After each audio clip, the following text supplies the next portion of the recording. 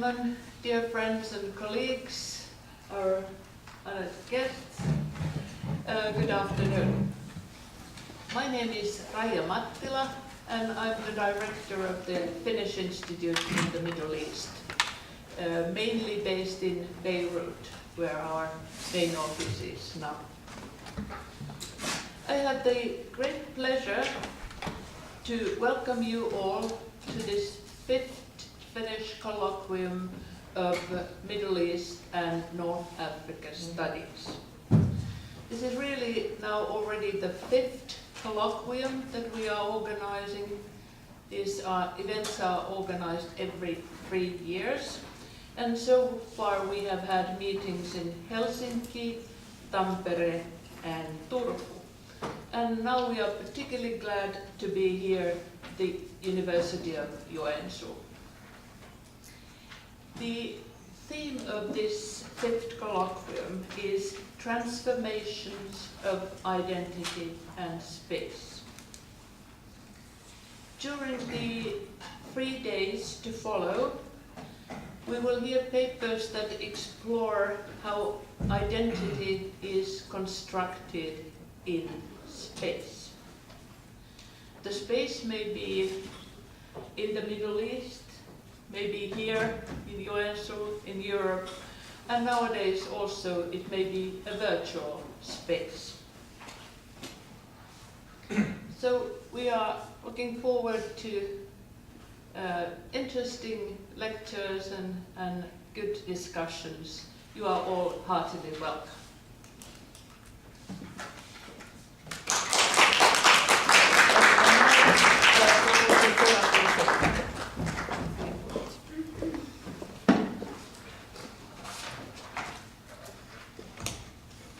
Dear fellow scholars, guests, dear everybody. My name is Serafim Seppälä, and I am a professor of systematic theology and patristics in this university and in this faculty. So we are now in the University of Eastern Finland, which is the most eastern university in European Union. And as you may have noted on your way here, we are pretty far from everywhere.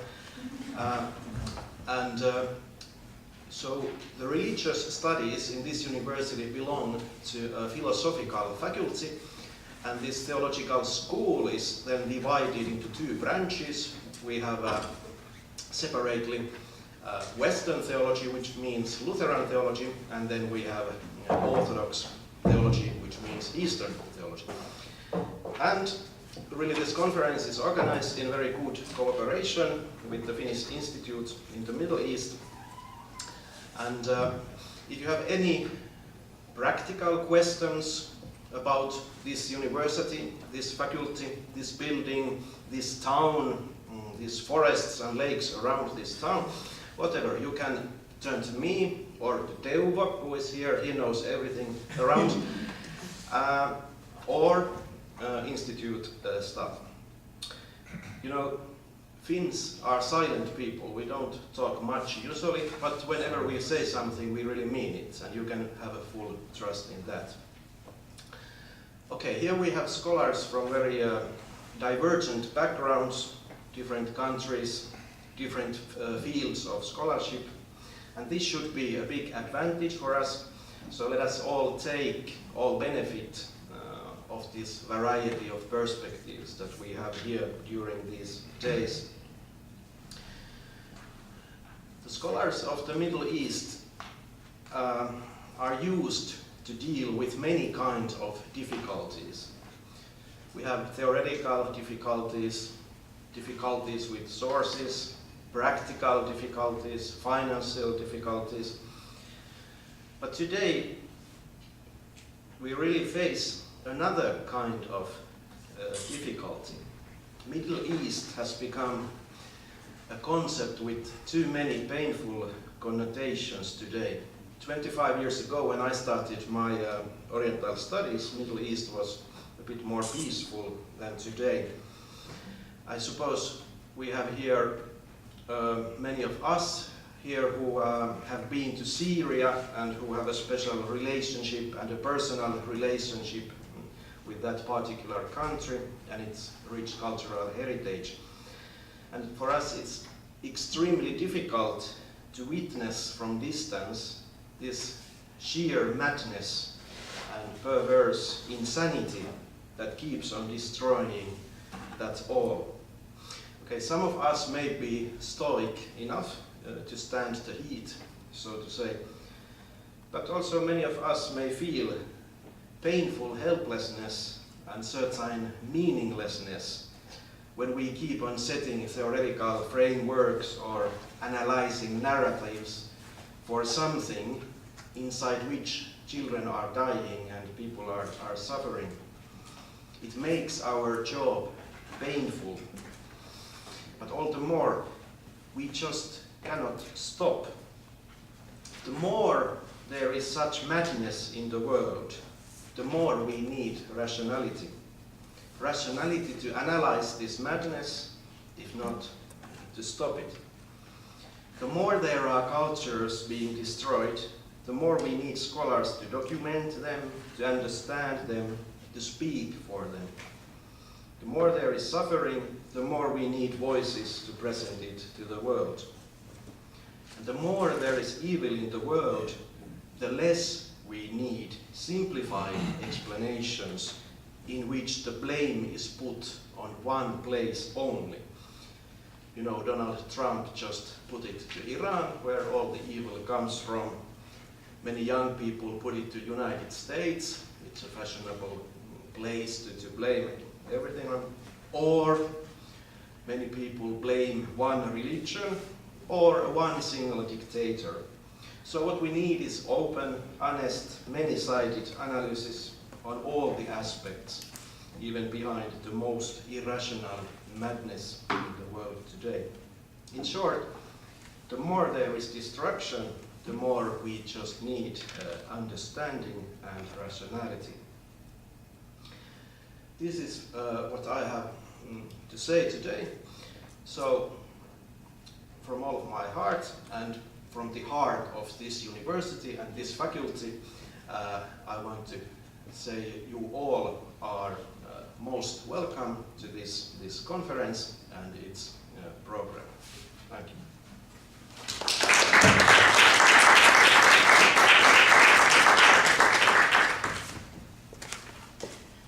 And now I have the pleasure to introduce our keynote speaker, Professor Youssef Choueiri from the Doha University Graduate Studies. He is the Professor of Arab History and will be talking to us about the elusive presence of Arab identity. Welcome. You have come from much warmer space, but I hope you will It's already warm. survive. Right. I left. Somebody removed my folder from here. I'm sorry? I left my folder. Wow, sorry. Right. Thank you. Right. Well, it already feels much warmer, so I'm not complaining about the weather anymore. Second, I feel very honored to have been invited to this colloquium, and especially the theme of the colloquium is very important on identity and place. And I thought that I would introduce the subject by talking about something that I have been working on for some time, on Arab identity. And I gave it the title, The Elusive Presence of Arab Identity. And last year I did a lecture on something called the absence of Arab identity. So it seems that I sense there is a crisis in explaining and basically getting hold of Arab identity. So I will try to explain what I mean by the elusive presence of Arab identity Part of the lecture may sound a bit theoretical. Being a historian doesn't make me recite stories and tell you just about events all the time. So I'm myself very fond of theories, so you have to excuse me if I veer towards the theoretical side from time to time. But I think the subject of identity deserves to be theoretically studied more than empirically. Arab identity has yet to find its concrete definition or assert its presence as a separate and fully formed entity. It could be argued that this is the result of either internal weaknesses or overwhelming external forces, on the one hand, or the direct consequence of our changing perceptions of identities and their historical trajectories on the other. While internal weaknesses may include the absence of an autonomous middle class, coupled with the aborted development of a modern political culture, external forces could range from effects of colonialism to repeated military defeats. As to perceptions, identity seems to have lost its solidity, turning in the process into a fluid and malleable creature that is subject to constant transformations.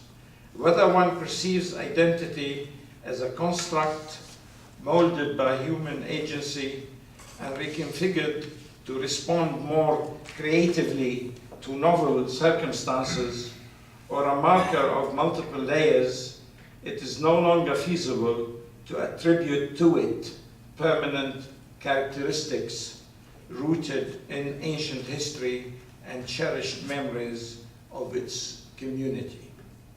In other words, national identity, along with other social phenomena and cultural symbols, have no essence that is supposed to pulsate with eternal life and permanent energy. However, my argument will avoid such drastic conclusions. It will thus be contended that while identity is not an everlasting essence, it has to consist of a sound core that is capable of evolving according to consistent rhythms and in response to historical changes. Moreover, a new Arab identity is still a political prerequisite and a national necessity in an Arab world torn by civil strife and sectarian divisions. I will try to define Arab identity in different ways. My first definition is that it's not a fixed or finished project. One way of defining it is to perceive it as an intertextual and intersubjective construction. It is woven out of disparate elements, both indigenous and foreign, and a product of countless interactions by its social carriers. Its historical pathway exhibits an affirmation of its singularity within an universalist paradigm of self-determination and broad human rights. Its singularity is constantly reproduced in relation to other identities. By so doing, it generates ever-evolving characteristics, demarcating its difference at a certain point of its evolution. Its other, against which it aspires to affirm its difference, does not fail in its turn to disclose its own historical contexts and particular circumstances. The other has taken on divergent connotations, ranging from imperial domination to the claims of non-Arab minorities. Thus, as historical contexts shift or are overturned, the other is displaced, submerged, or replaced altogether. Its first other was the Ottoman Empire, when it was being increasingly perceived, that is the Ottoman Empire, as a predominantly Turkish preserve. Once this dimension, the Ottoman dimension, was removed by the end of World War I, the European other tended to loom larger and larger until it eclipsed all former obstacles. With the onset of World War II, the domestic other began to occupy almost all the internal, political, and social space. It was now the task of all Arab states to embark on a program of modernization with varying degrees of westernization and secular reforms. Such domestic policies were termed either socialism or etatism, with the former associated, that is socialism, with republican states, and the latter reserved for monarchies, particularly the oil-producing variety.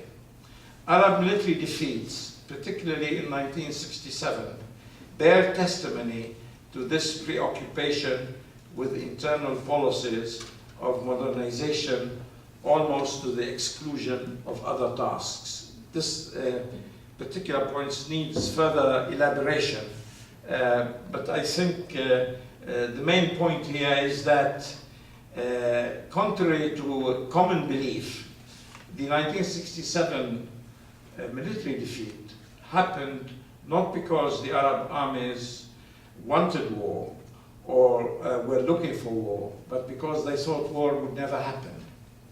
And up till now, Arabs agonize over this period, and so far they have failed to explain why so many Arab armies were defeated by the Israeli army. But my main explanation here is that this particular war happened and ended in defeat because the Arab armies were not looking for war, but were concentrating on domestic modernizing policies.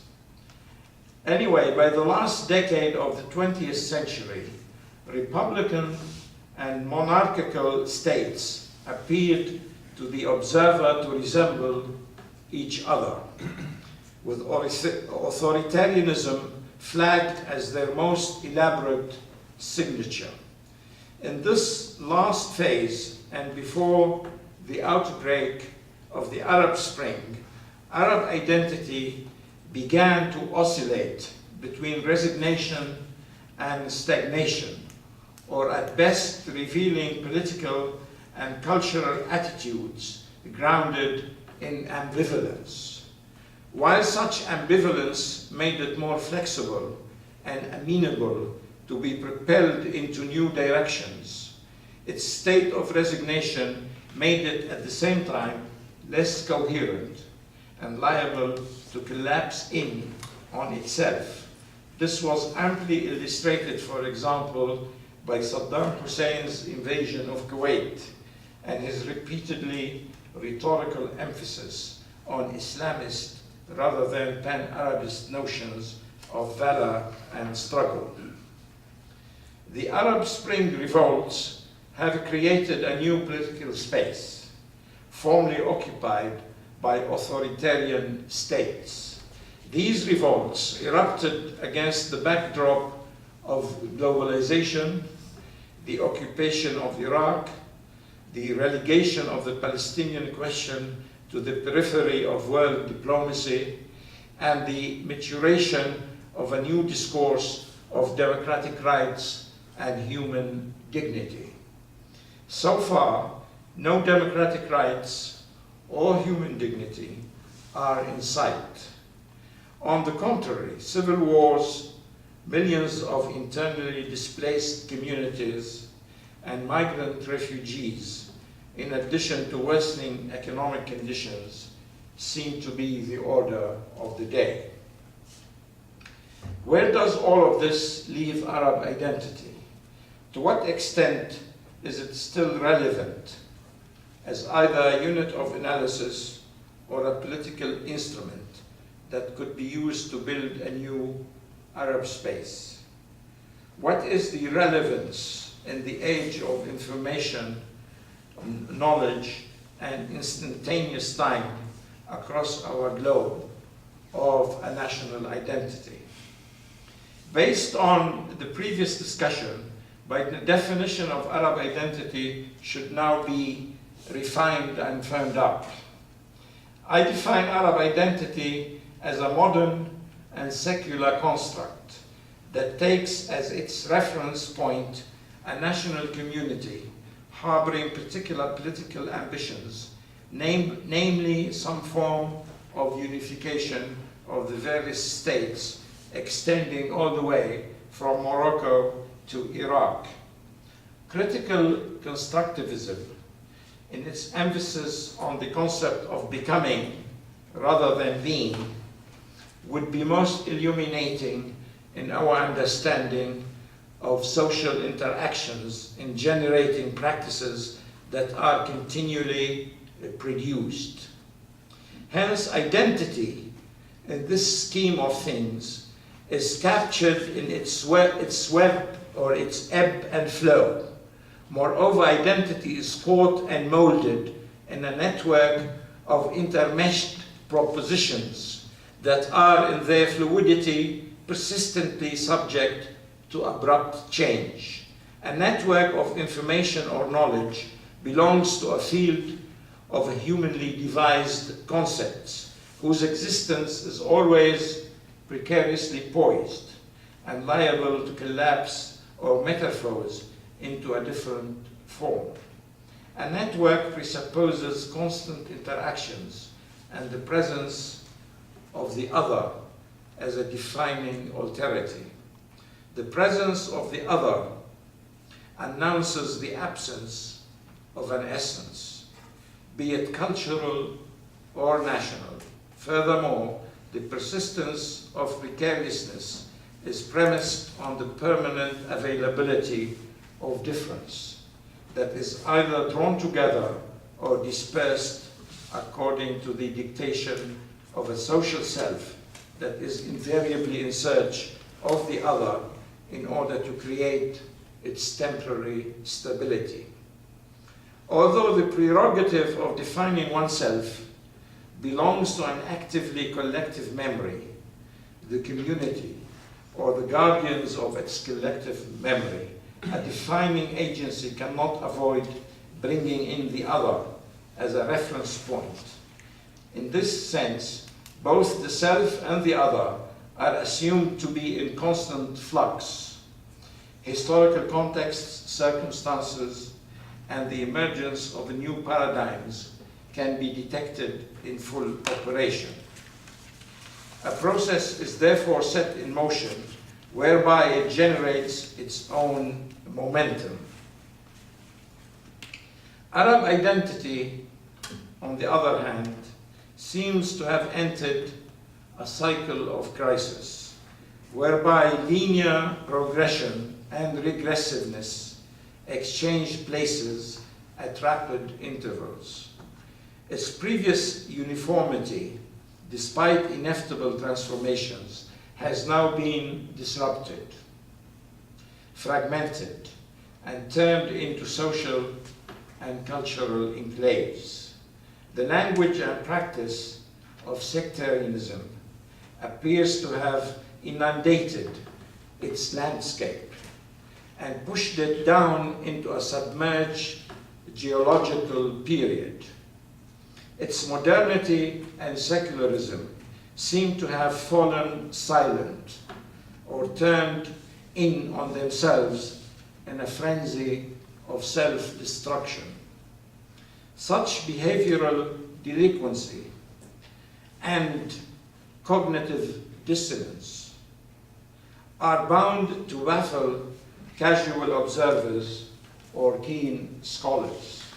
In times of crisis, as Thomas Kuhn noted, concerned individuals start scrambling for a different paradigm, capable of steering their cherished pursuits away from the rocks. Development by accumulation, this is Thomas Kuhn's phrase, development by accumulation is no longer feasible. A period of crisis has gone on far too long with no clear answers in sight. Anomalies require new theories, as well as different rules and the necessity of asking new questions. We have the challenge of identifying a new phenomenon that has hitherto gone unnoticed. When all known theories, disciplines, and paradigms fail to explain an anomalous situation, falling back time and again on the hackneyed speculations about culture or religion, are not likely to produce more than a new version of a bigoted view of the world. So far, a plethora of factors have been isolated and blamed. Traditional culture, economic underdevelopment, absence of democracy, oppression of women, foreign interference, and the establishment of Israel.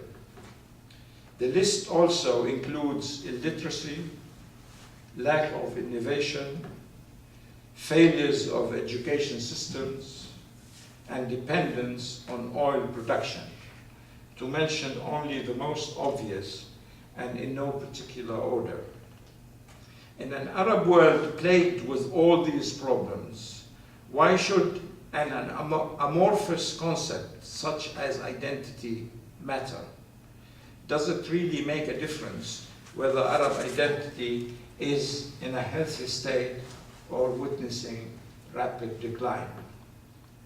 Let me begin by pointing out that the study of identity, or more accurately, the politics of identity, has in the last 2 decades or so gained currency across different social groups and disciplines. It is generally thought that globalization is largely responsible for the prominence of such a concept in political discourse. Although group and national politics are often conflated, most social scientists consider identity politics the refuge of aggrieved victims of injustices inflicted by the state or mainstream majorities, whereas national culture is assumed to connote positive values and a healthy engagement with society at large. Whereas in the past, scholars would debate and expound the history of nationalism and the nation state as a separate domain, nowadays the category of identity politics is supposed to subsume both in an all-embracing field of investigation. It is in this vein that national identity is being highlighted as an instance of a concept that merges into a movement that does not necessarily flaunt a rigid ideology or disown its liberal heritage of human emancipation. These national movements claimed for their particular community a political identity based on various attributes, ranging from language, across culture, to shared history and interests.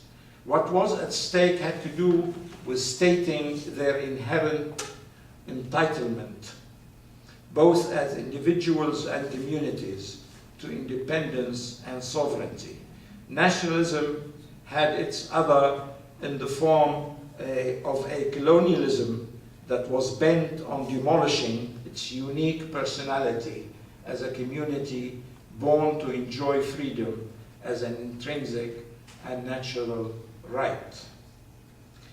Nationalism succeeded in depicting its other in negative terms, singling out persistent, abhorrent practices and violations of human rights. Thus, narratives of racism, discrimination, exploitation, domination, and violence were deployed as markers of exclusion and repression. These narratives aspired to convince the other to treat all human beings as moral equals, recognize and respect different identities in the name of a common humanity.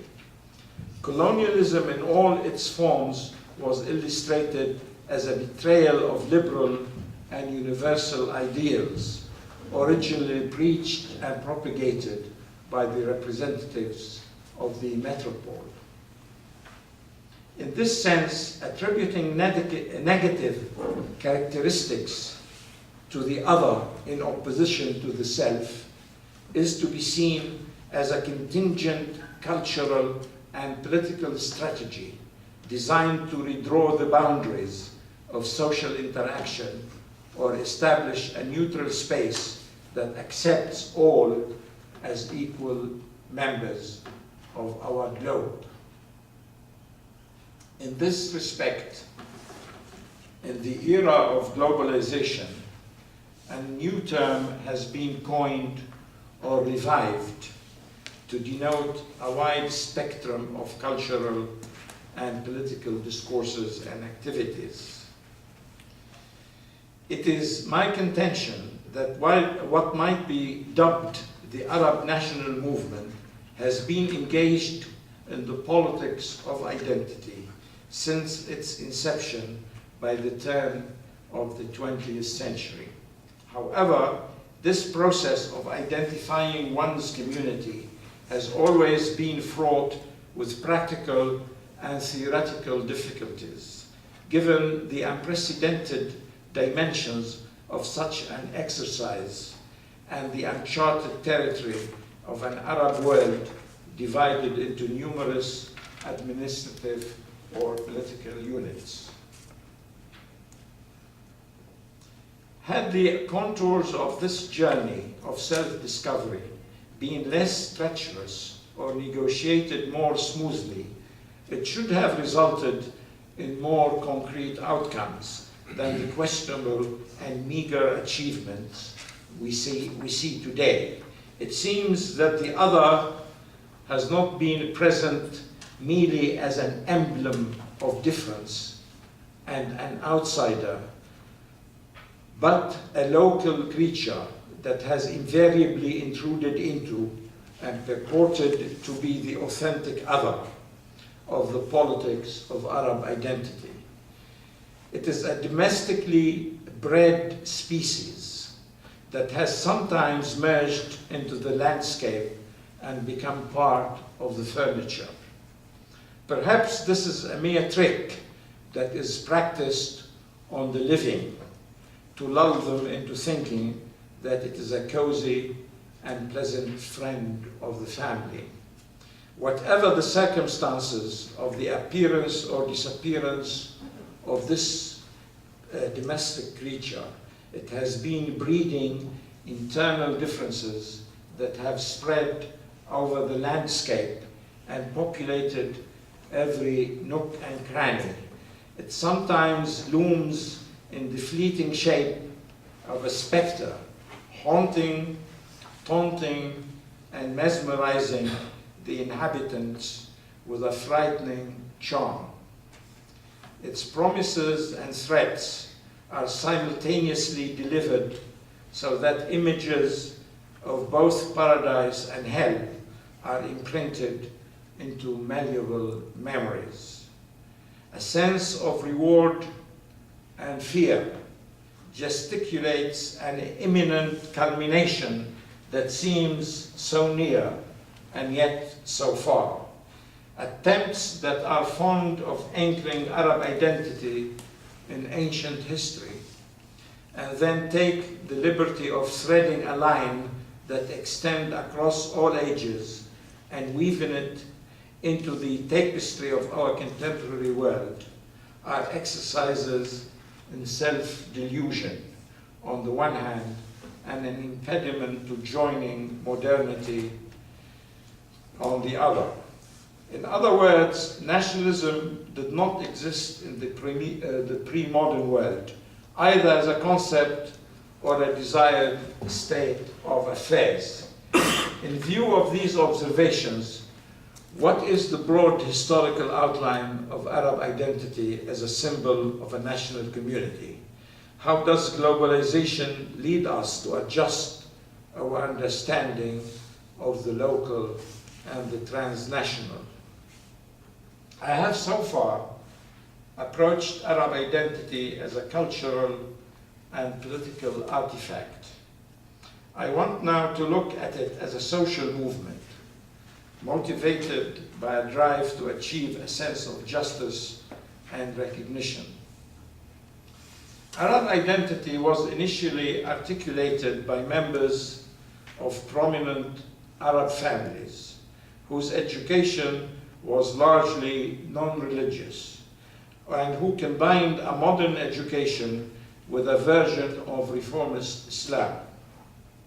They were writers, journalists, medical doctors, teachers, traders, army officers, translators, and engineers, parliamentarians, and community leaders.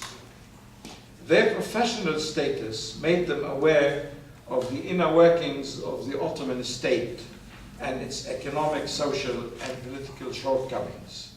The sites of their mode of operation and discourse were newspapers, literary clubs, cultural associations, schools, local councils, the armed forces, and printing presses. It could be said that the introduction of the printing press into the Arab world by the early 19th century acted as a direct stimulus and served as a convenient tool to allow participation in public life on a wider scale. Both the written and spoken language underwent substantive changes. The written version became less cumbersome, richer in vocabulary, and exhibited a new energy to explore novel subjects and topics in a flowing and precise style. New words were invented or coined to label and name countless institutions, inventions, technologies, literary techniques, and scientific discoveries. This new written language soon overflowed or spilled over into the spoken word. Public speeches and addresses, lectures, organizational meetings, and all activities associated with public life had to conform to a more refined use of the language, whereby the purely colloquial, based on a particular local dialect, gave way to what later became known as educated Arabic, or a version of simplified standard Arabic. 3 countries played a leading role in this respect: Greater Syria, Egypt, and Tunisia. It was this development that made it possible to write or speak more authoritatively on modern issues. It became almost impossible to avoid coming into contact with modernity in its commodities, education system, armies, diplomats, and institutions, either directly or indirectly. While the ordinary or illiterate person experienced these features of modernity in different ways, both physically and mentally, the educated elites recorded their reactions and responses in their newly acquired language, using the vehicles of Arabic newspapers, schools, and literary clubs. It could be said that this modernized version of Arabic made it easier to access the treasures of classical Arabic, including the Quran. It was in the same period that Arabic literature, philosophy, poetry, history chronicles, and religious texts were printed for the first time and read with fresh eyes. Although the movement of Islamic reform was driven by a variety of factors, there is no doubt that this rediscovery of Arabic as a vehicle of modern learning facilitated a different interpretation of Islam as a religion and a national culture. The new Arabism reclaimed Islam for itself and embarked on a multifaceted endeavor to restate its principles before their corrupt applications and distorted versions had become the norm. Nevertheless, one could say that these modern versions of language and religion, and many others, always fell short of a complete evolution. This shortcoming was not simply an internal aberration. Arab identity at this stage was confined to a particular corner of the Arab world. One way of illustrating this is to borrow an economic term and call it an uneven development. It took almost half a century, or even more, for this particular current to penetrate the entire Arab world. Sociologically, one could depict the elite of this period as members of prominent Arab families whose modern education allowed them to articulate a new discourse of renewal and self-discovery. Nevertheless, they treated scions of the Arab aristocracy with extreme deference or unquestioning obedience, and for reasons related to their desire to nurture their own ruling elite. While it would be true to say that Arab identity was formed as a gradual process of ascription by the third decade of the 20th century, it had reached an impasse. Almost all the Arab world was now under the control of European powers, and with Britain and France playing the major role, but Italy and Spain were not hiding their ambitions to implant a permanent foothold in Libya or Morocco. Although the Sykes-Picot agreements were not implemented in their original form, their modified version after the end of World War I did lead to the arbitrary division of the Levant into artificial states, compounded by the implementation of the Balfour Declaration and the subsequent loss of Palestine. The second phase was socially dominated by what I call a patronage system. Patrons, be they large landowners, merchants, politicians, and wealthy lawyers, decided the pace of internal development. In their struggle for independence and in their post-independent states, the ordinary life of their subjects, whether seeking a job, gaining entry into university, contracting a bank loan, or even concluding a marriage contract, had to go through this patronage system. The patron acted as the first port of call and the unavoidable mediator between the individual and state institutions. Although liberalism was the preferred system of government, its erosion and eventual collapse under the patronage system spelled the end of this period. By the time the Egyptian free officers seized power, It was also in this period that new political parties were set up and the armed forces built or expanded. In the third phase, which I will summarize very briefly, we have two social forces, mainly socialist parties and the armed forces. And this coalition inaugurated the third phase. The entry of the armed forces into politics ushered in the era of the lower middle classes, often hailing from a rural background and claiming direct access to the state and its welfare institutions. This was mainly in so-called Republican regimes. So in this third phase, which is the most important phase in modern Arab history, Arab identity was recast and figured as an agency with a political program.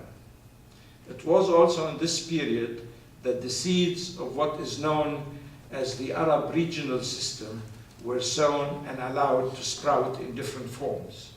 Republican states largely dismantled the patronage system, while monarchies, particularly the oil-producing ones, reconfigured the same system without, however, changing its basic premises. Arab identity was caught between these two models, Republican states with a secular and progressive outlook, and monarchies anxious to retain their Islamic heritage as a defensive weapon against a pan-Arabist identity that aspired to remake the nation in its own image. The dichotomy survived a number of upheavals, including the 1967 defeat. Nevertheless, authoritarianism, shorn of economic development, social progress, and national prestige, eroded the legitimacy of these republics, especially with the explicit propensity of their long-serving presidents to hand over power either to sons or relatives.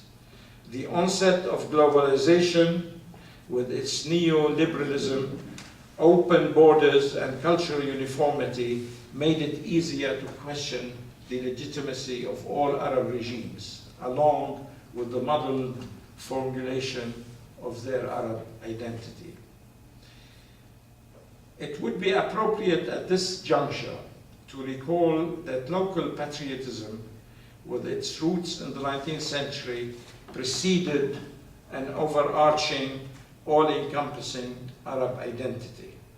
Whatever its triumphs or shortfalls, Arab identity has been a drawn-out process that has never been predetermined or calculated to reach its culmination in an effortless manner.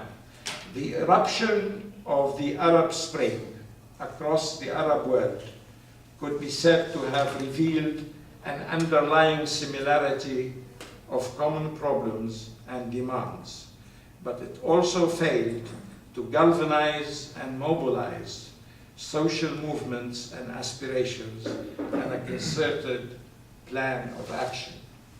Launched by largely young men and women, its political focus remained confined to national borders and local grievances. No coordination seems to have taken place, and no exchange of mutual experiences was shared in a pan-Arabist spirit. It was in this context that various Islamist organizations stepped in to steer its course in a definite direction. Having joined its demonstrations and strategic aims after much hesitation, these Islamist organizations jumped on the bandwagon and soon turned it, that is the Arab Spring, into a showdown between their ideologies and those of various Arab national states.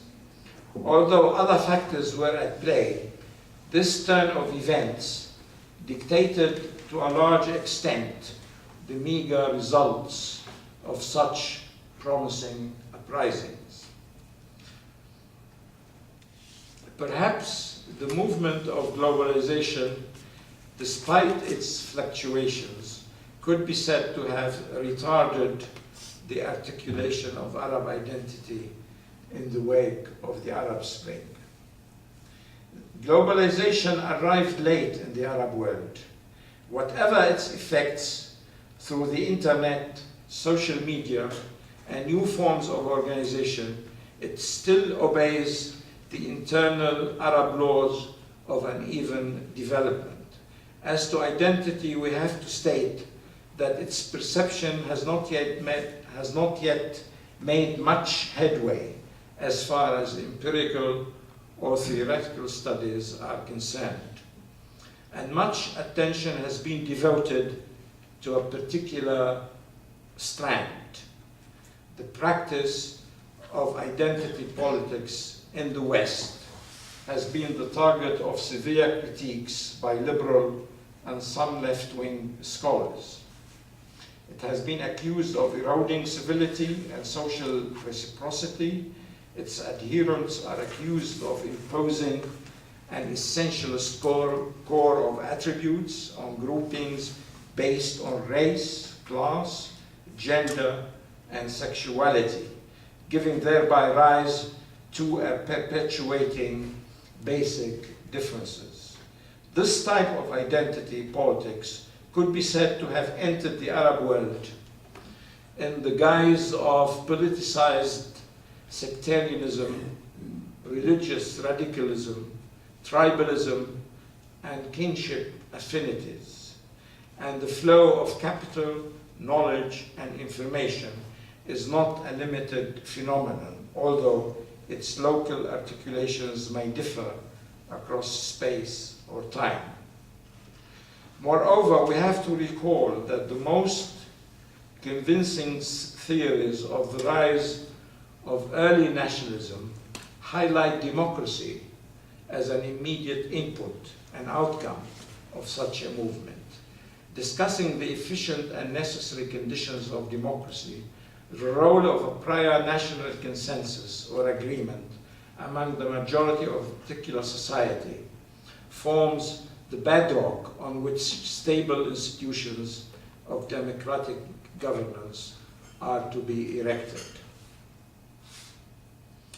Right, I will conclude this, and hopefully if we have time, or we don't have time, to do some questions. Right. Identities should not be reduced to a singular characteristic or shorthand abbreviations. It is for this reason that the descriptive simplicity of a term, such as multiple identities, is almost meaningless, or a caricature of a complex concept.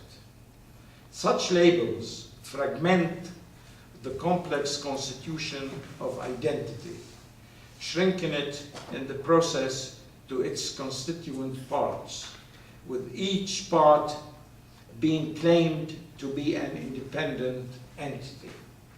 Identity is itself a multiplicity constructed of congruent and complementary ingredients.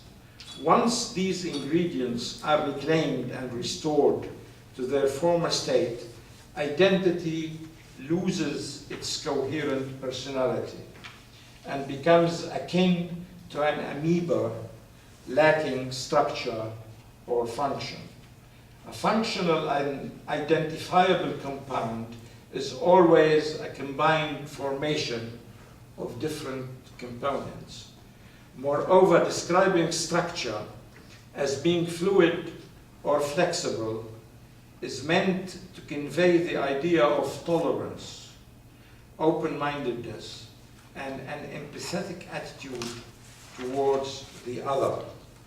A multiplicity of identities, in this sense, may mask a schizophrenic condition or at best a form of scattered energy.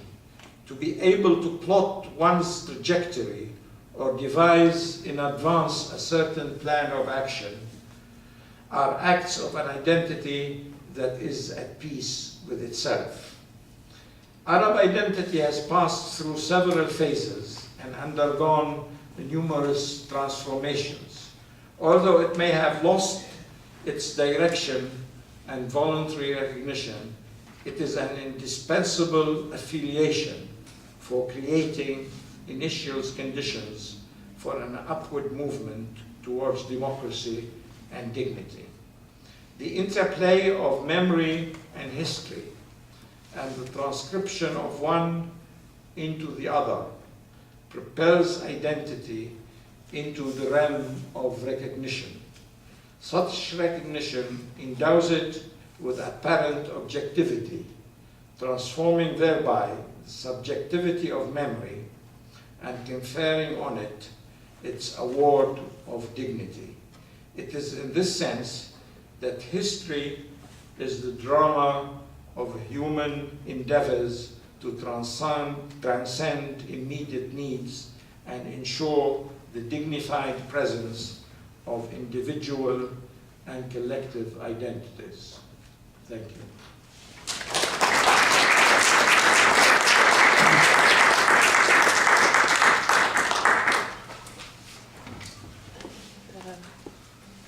We have still time, and if there are any questions or comments, so Choueiri would like to answer them. We have also microphones, right? I can take the other one from this side. You would like to start here?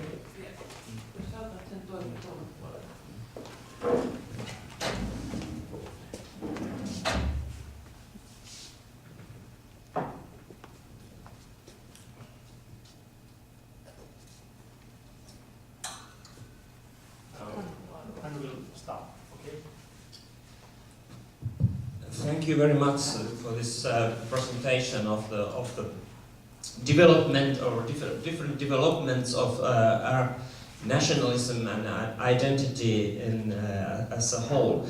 I think it was very well put to describe the Arab nationalism as an uneven development. Why has it been so uneven? Can you, because that's the question that is so often asked from the West and Europeans, but why the Arab identity, national identity, has never gained a fundamental hegemonic position in Arab societies? Good question. I think nowadays we recognize that identity is constructed and developed. It's not a finished product. And it's a myth to think that identity is born with communities, that it's something that comes into the world as a result of historical developments, and it is a child of the modern world. So national identity didn't exist in the Middle Ages, and there was no national identity in antiquity. So in this sense, when the Arab world started to rediscover itself, first of all, it was dominated by various forces, from France to Britain to Spain. Then the Ottoman Empire was still around. At first, it was confined to what we call Bilad al-Sham, or Greater Syria. And from there, it spread into Iraq. And between Iraq and Syria, it spread into Egypt. And later on, into North Africa. By the time it had reached North Africa, it was the second half of the 20th century. Although discussions about Arab identity began in the 19th century. So, and up to the present time, as you travel west into Morocco or Algeria, you start to detect differences of emphasis. That is, being an Arab and being a Muslim are the same. If you're in Morocco or in Tunisia, they think all Arabs are Muslims. but if you are in the Levant or in Iraq or even in Egypt, you can tell that an Arab doesn't have to be a Muslim. But to them, this is an anomaly. Because they don't have Christian minorities in North Africa. So the Islamic dimension is more emphasized. Although in Tunisia, for example, it's more secular than the Sudan or even Egypt. So in this sense, Arab identity developed at an uneven paces according to historical circumstances. Then it was aborted in the sense that after 1967, particularly after the death of Nasser, and I think he was the towering figure who dominated the discourse of Arab identity. And after his disappearance, something happened, and the Arabs haven't recovered ever since.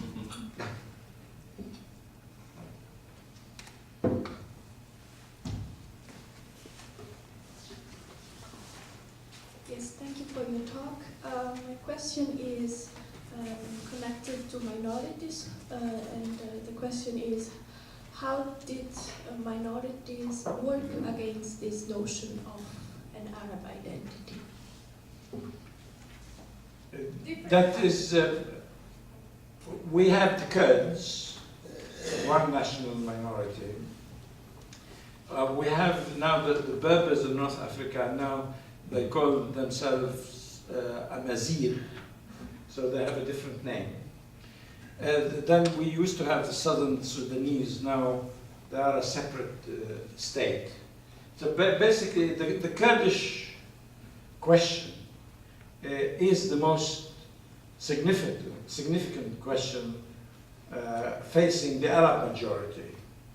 But you have to remember that I think people ignore this, that is, since 1970, the Kurds were granted autonomy in Iraq, contrary to Turkey and to Iran. They've never been recognized as a separate national community, where the Arab world have recognized them as a separate national community. And then the Kurds themselves are not one single national community. There are different communities, and the Kurdish Turks differ from the Kurdish Iranians, from the Arab Kurds. And if you watch the Kurds in Syria, for example, you can tell that they're totally different from their brethren in Iraq, for example, that they have loyalty to the Syrian state for some peculiar reason. Most of them are Arabized, and they used to be part of Syrian national life more than any other Kurds. But there is a myth about other minorities, that is, if you have the Druze, the Alawites, the Christians, all the others are not minorities in the national sense. They belong to the Arab community, and they have an Arab identity. So in the religious sense, they could be considered minorities. But as far as their national identity is concerned, they are not minorities. And they don't consider themselves to be minorities. That if you look at Assad, for example, and his behavior as an Alawite, he doesn't think of himself as a minority representative. He thinks he represents the whole society with his Arab identity, whatever that is. So in this sense, we have to be careful when we look at a country like Syria. It's not true to say that it's a mosaic of minorities. It's not. About 75%, I think, of its inhabitants are Sunni Muslims. And more than that are Arabs or Arabic speaking. So it's a homogeneous society, and its divisions are mainly political and historical rather than religious. So in this sense, the question of minorities has been exaggerated But Arab, what we call Arab nationalism, which I don't think exists anymore as a movement, that we have a different kind of Arab nationalism. It has failed to accommodate the aspirations of these minorities. It has failed to address their grievances. But now, with the discourse of democracy, everybody talks about democracy, it's become easier, at least in theory, to address this problem, that everybody belongs to the state as a citizen, that the idea of citizenship has become more important than the idea of being a national.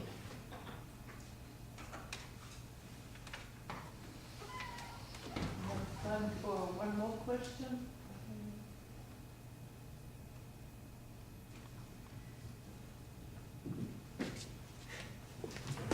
Okay. I can still ask one. You said that Arab nationalism as political movement has disappeared.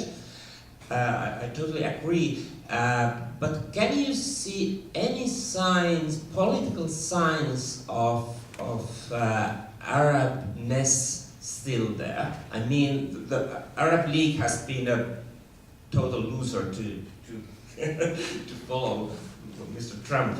But in general, is Arabness still there in some political sense? You could probably refer, for instance, how the Arab Spring rapidly spread from one country to another. So I think there was something Arab there. Yeah, Arab identity does exist. What I mean is that by Arab nationalism is the ideology associated with Arab nationalist parties, like Nasserism or the Ba'ath or the Arab Nationalist Party, that they had an ideology which is basically socialist, one-party systems. They didn't believe in democracy at all. And this was mainly the practice between roughly 1952 and 1973. So this particular movement doesn't exist anymore. But doesn't mean that Arab identity has come to an end. It means that we differentiate very clearly between what is nationalist and what is based on identity. So Arabness, that is now you have Jews who migrated to, is it second generation Jews who migrated from Iraq or Egypt or Morocco are rediscovering their Arabness, and they talk about their Arab culture. So that doesn't mean they are Arab nationalists, but it means that there is a common Arab culture, and in this sense it's secular, it's modern, and people can rediscover it in a modern context. But this is different from being nationalistic. Being nationalistic no longer is represented at a popular level, but doesn't mean that people have lost their identity as a result, but they have lost their ideology. Like, for example, stopping being a communist in Russia doesn't mean you're not a Russian anymore, but your communist identity is no longer there. Okay? Thank you.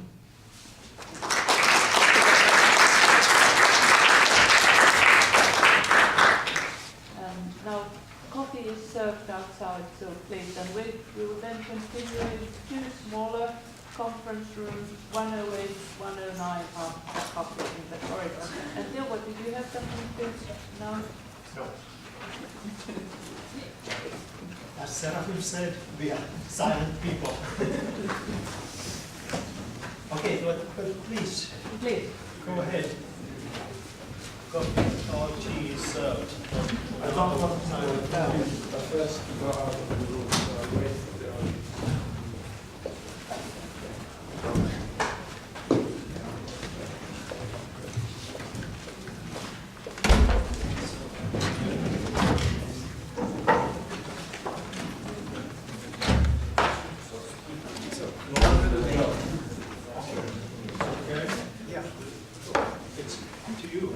According to your tape time. Is that your watching?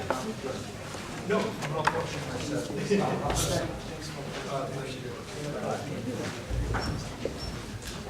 Hello.